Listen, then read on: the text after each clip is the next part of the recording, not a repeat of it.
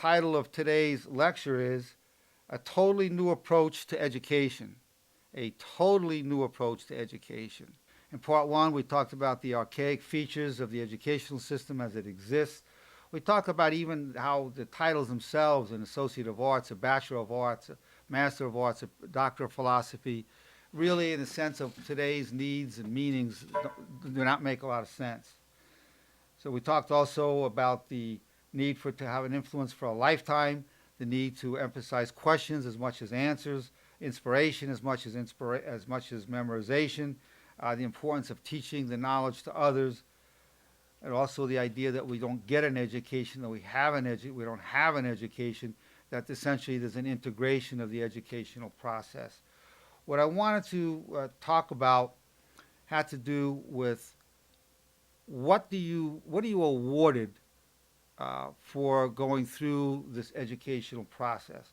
Everybody knows they don't know what an Associate of Arts means or the derivative of it, but it's good currency in society. I have an AA degree. Well, people don't know what an Associate of Arts literally means, but they know well, you went for 2 years. BA or BS, they know that you went for probably 4 years. An MA or an MS, they know you went another 2 years. PhD, they know you went anywhere from another 3 to 10 years. So that's all people know is kind of time served, so to speak. They don't really know what you know, but they know you have this much time in classes and exposure to books and what various professors had to say.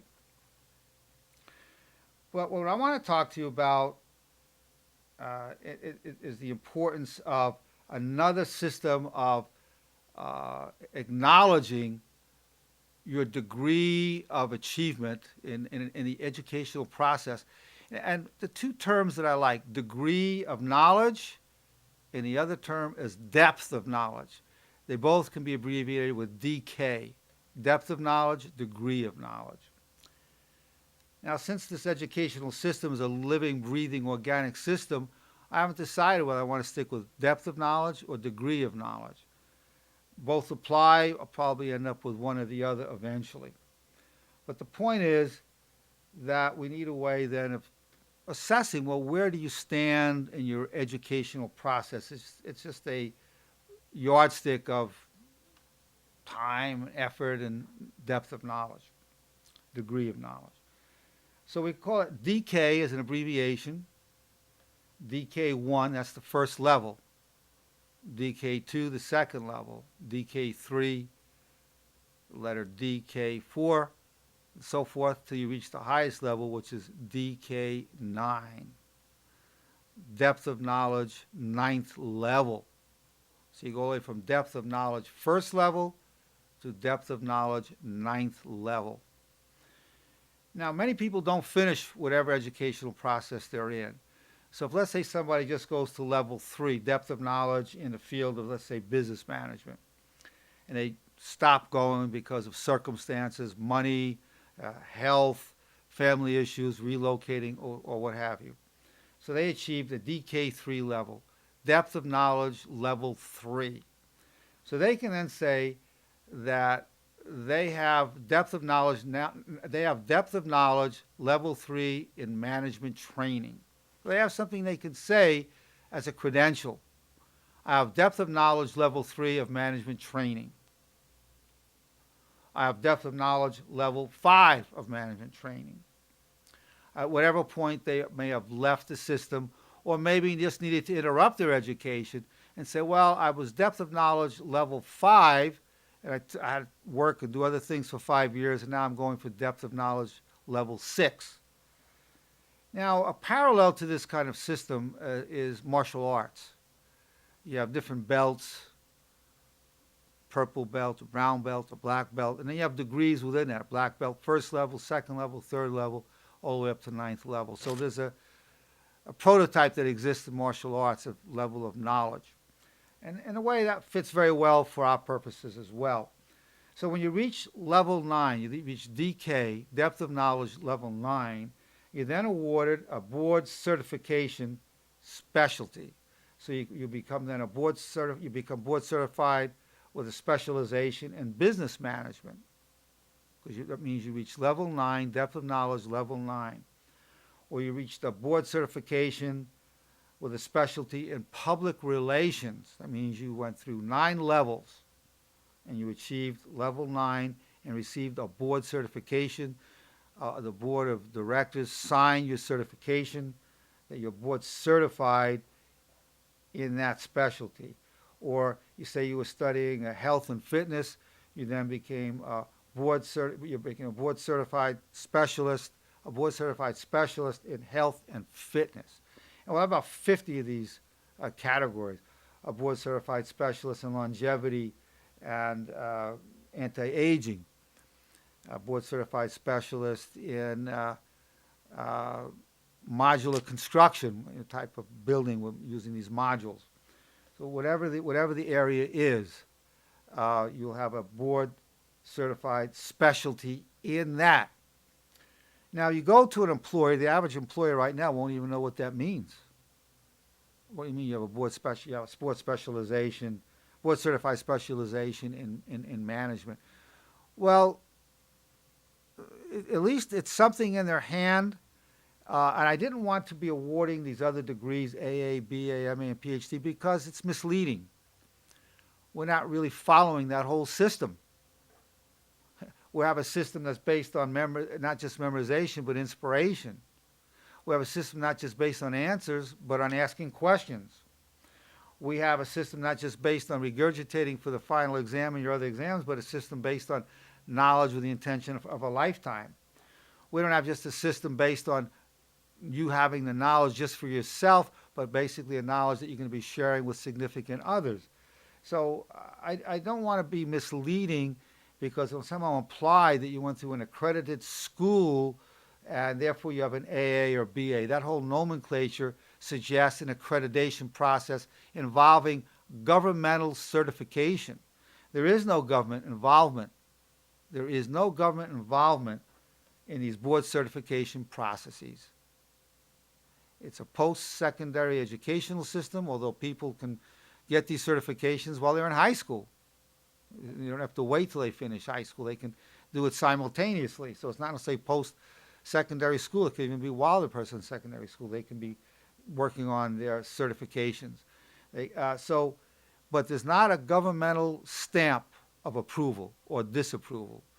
It's irrelevant. Somebody might have be a board certified specialty in comparative religions, studies of comparative religions. Board certification in the study of religions. As I say, there are 50 different categories they can get these board certified specialties in. But it means nothing in terms of the government. This is your education. The government is not relevant. Right now, when I went to Columbia University, that was accredited by an approved agency by the government. When I got my PhD at the University of Texas, that was approved by accrediting agencies that the government approves. So this is government irrelevant.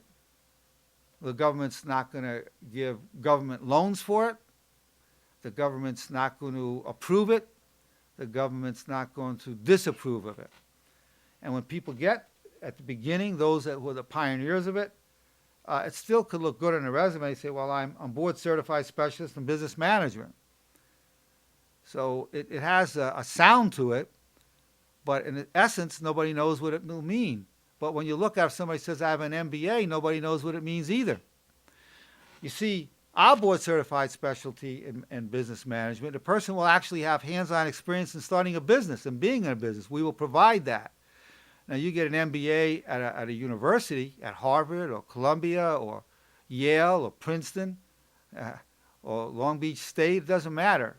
You're not going to have, they're not required to have hands-on experience in starting a business or running a business.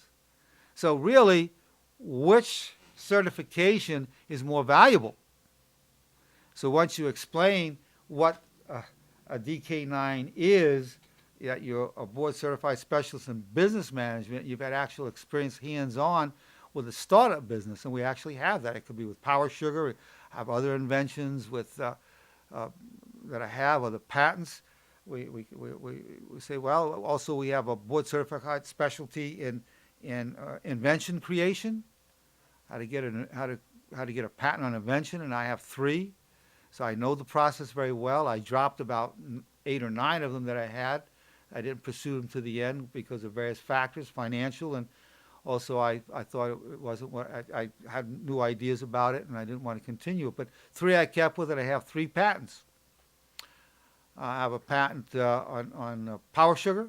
I have a patent on mitigating a pernicious thrombotic event, which is a combination of supplements that will help prevent a heart attack. We call it a heart saver, help prevent a heart attack, help keep you alive during a heart attack, and help you recover more rapidly from any surgery due to the heart attack, whether it's an angioplasty or open heart surgery. I have that patent.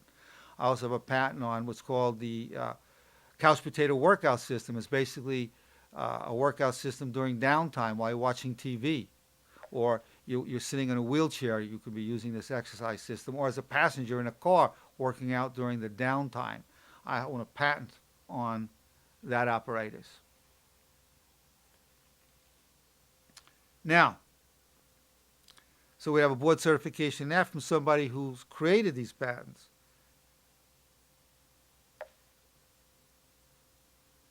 So the students in the class would be doing patent searches or financing patent searches or actually getting patents.